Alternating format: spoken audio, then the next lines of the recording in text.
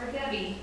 And in April of '97, that changed, and I became known as Jared's mom, and that's usually what people call me, because it's easier to know Jared than it was to know me. When Jared was 2, his dad and I separated. I don't do well with podium, so you're going to have to excuse me. His dad and I separated, and Jared really struggled with that separation.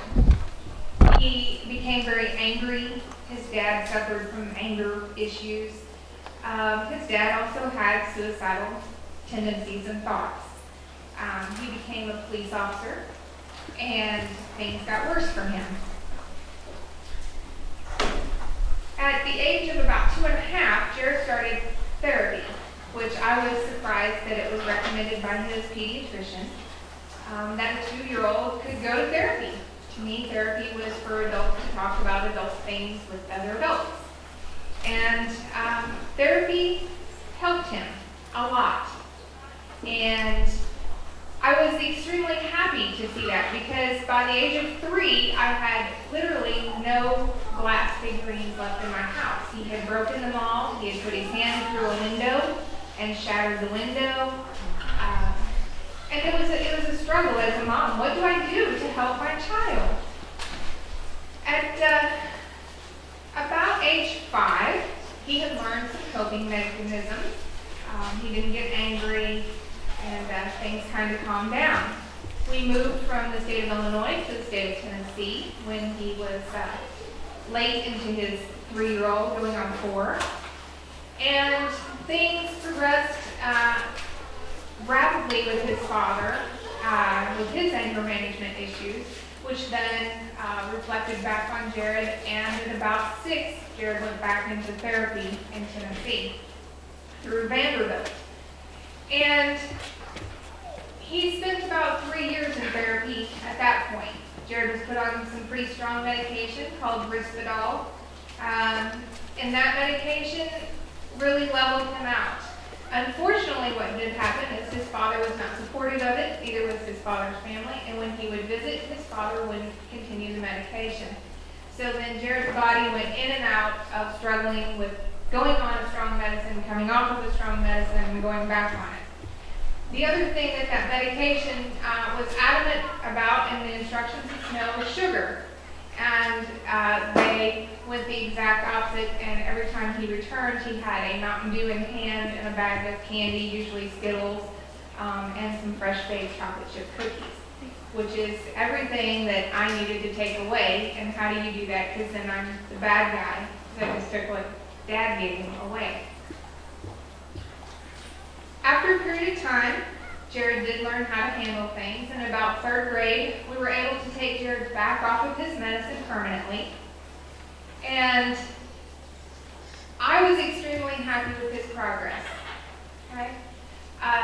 He then went through those preteen years and into junior high, middle school, and was doing great up until September of his 8th grade year, and his dad committed suicide. His dad was a police chief. He had lost his job when Jared and I, his dad and I were getting a divorce. But after a period of time, they allowed him to go back into the force, and he became a police chief of a very small town. And when he took his life, it became a media frenzy. It was near Springfield, Illinois. The Springfield paper picked it up. It got picked up as far south as Paducah, Kentucky, as far west as Cedar Rapids, Iowa, and even into the Indianapolis newspaper.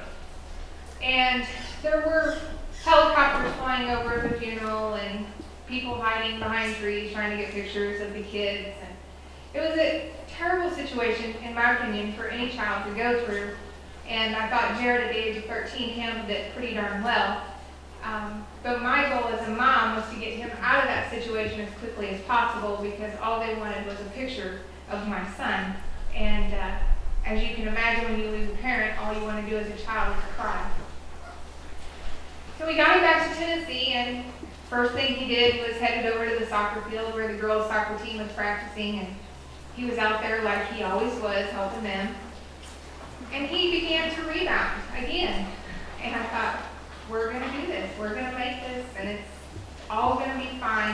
He's going to see the effects, and he's not going to follow in those same footsteps. Flash forward a few more years, and we moved to St. Croix. Jared struggled, as any child would when you're uprooted and moved. However, he had some pretty strong goals, and as you all know, he wanted to play soccer. And he did very well at it, and he enjoyed his time here on St. Croix and playing for 5 different soccer teams.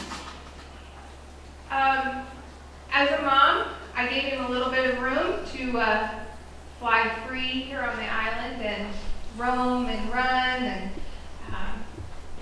But prior to being here, when Jared would come home and say, "Mom, they're going to take our field trip away because we have a couple kids acting up in the class," I was the first mother in this school and let the principals know that wasn't acceptable. So it's always been my job to right the wrongs that I felt were happening to the students. In June, as you know, Jared took his life by suicide. It wasn't a complete surprise, and I wish I could say that it was. Last fall, he had reached out for some help, and in the fashion of threatening and what I would consider to be a weak attempt. It was really a cry out for help. We immediately got him into counseling here with a very good therapist here on the island. And she and I both thought he had made wonderful progress once again.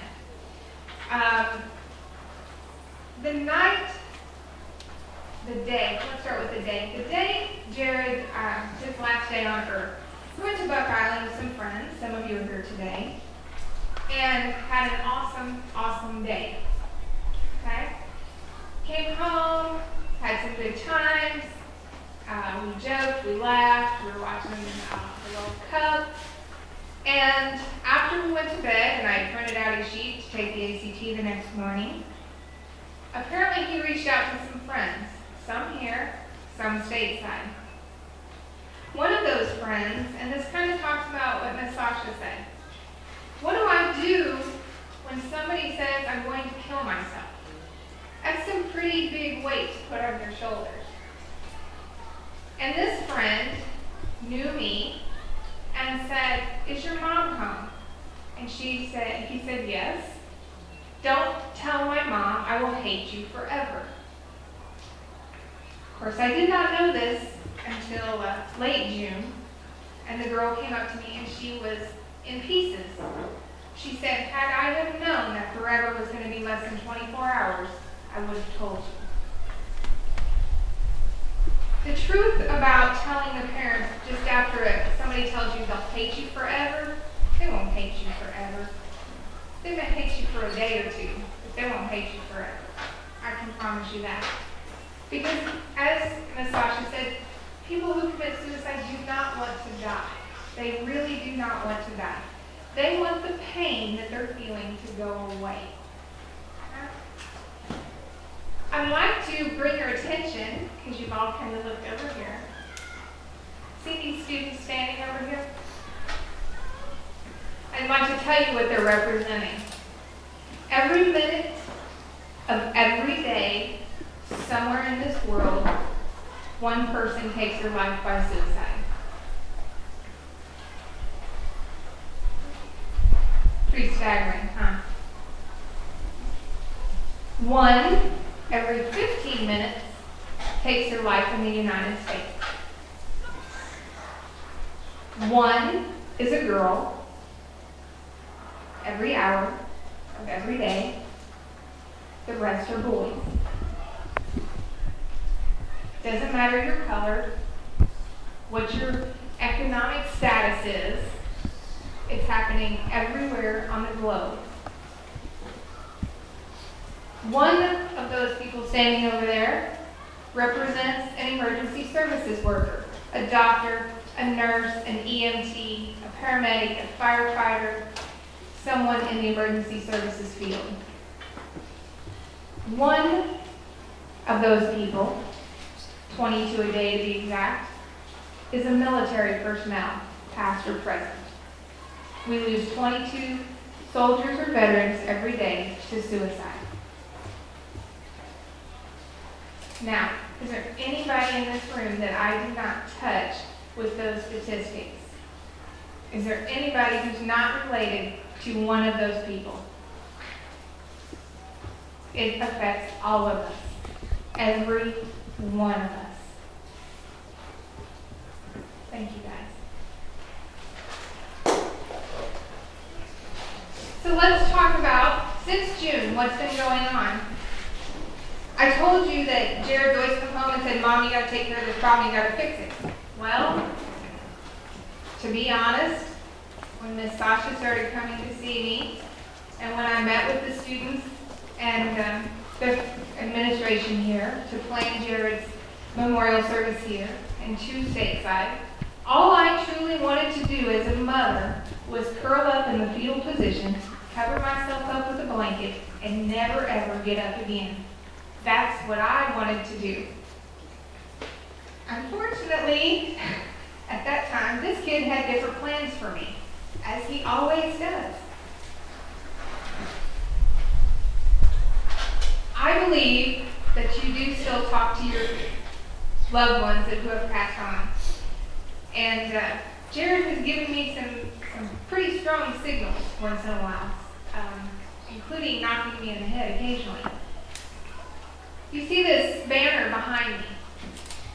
There's a young lady in Kingston Springs, Tennessee, who's a junior, who, shortly after I returned to St. Croix, sent me a message one night and asked me if I was still awake, and asked if she could send me something, and she did. It was a link to the American Foundation for Suicide Prevention.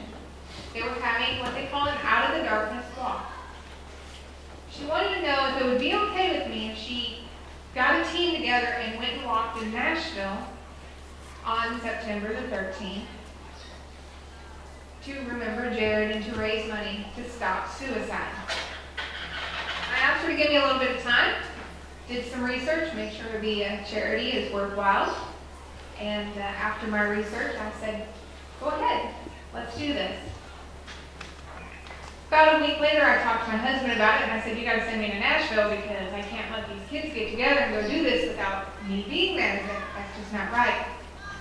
So 2 weeks ago I headed to Nashville, and with the drive and determination of a very special young lady to me, that team, named Jared's Keepers, was #1 in fundraising.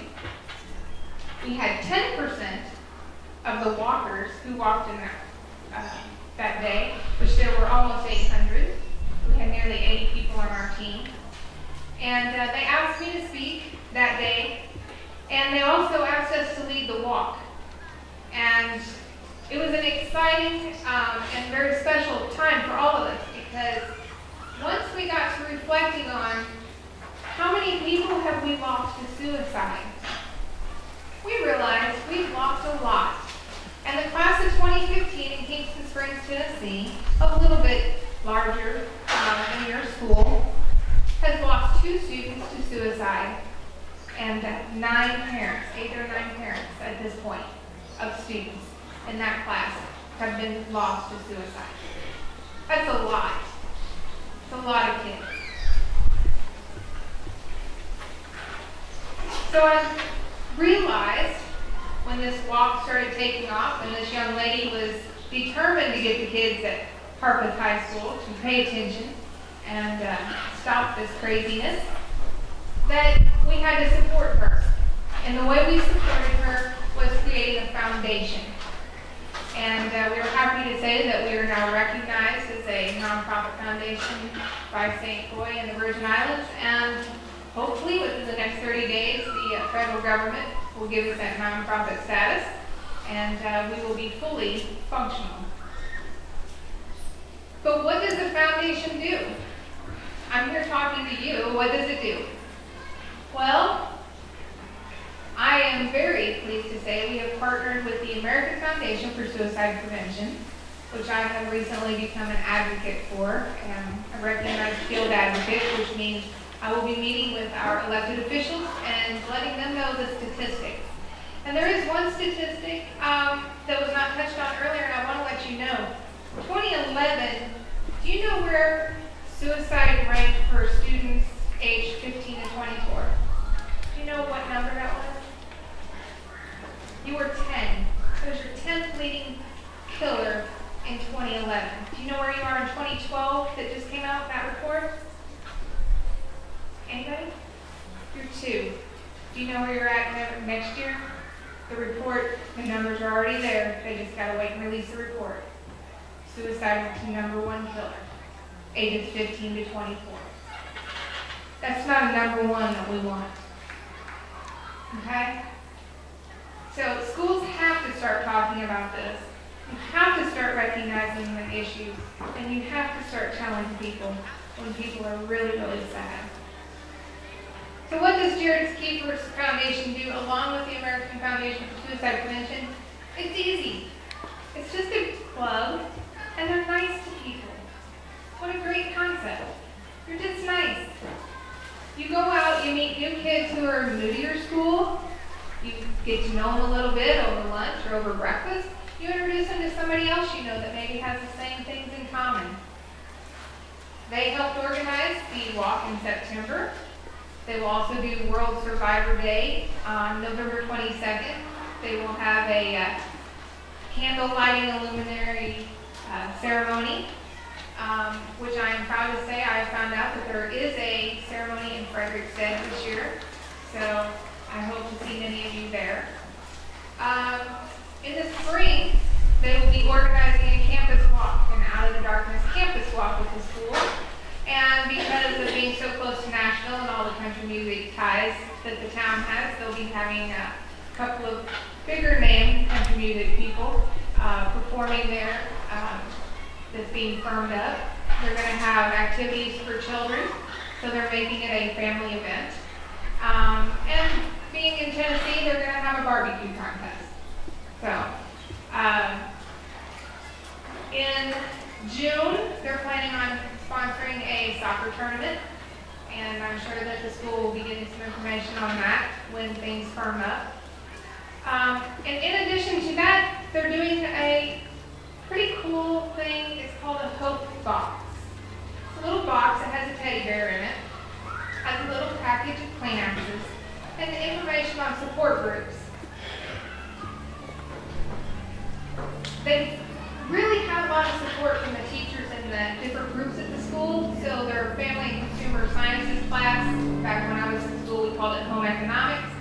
Those classes are going to be sewing the teddy bears.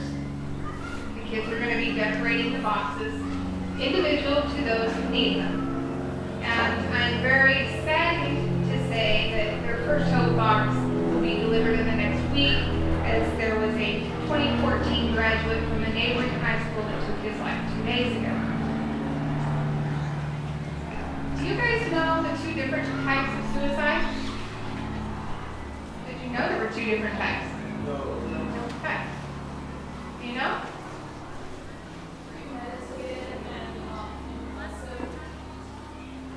Those both fall under intentional. Those both fall under intentional and unintentional. Do we know what an unintentional suicide is? Could be alcohol poisoning, reckless driving, could be lots of things, drug overdose. You didn't mean to commit suicide, but you accidentally did by your behaviors. Okay? This young man, it's still kind of up in the air as to if it was an intentional or unintentional, but unfortunately the outcome was the same. And it saddens me to see young, talented people taking their life when you have so much to offer us. And you hear it every day, your teachers tell you, I have to teach you all I can because you are going to be leading my world one day. And you are. And remember, you have issues right now, and they seem like they are huge. But give it a few days, and it will get better. I promise you that.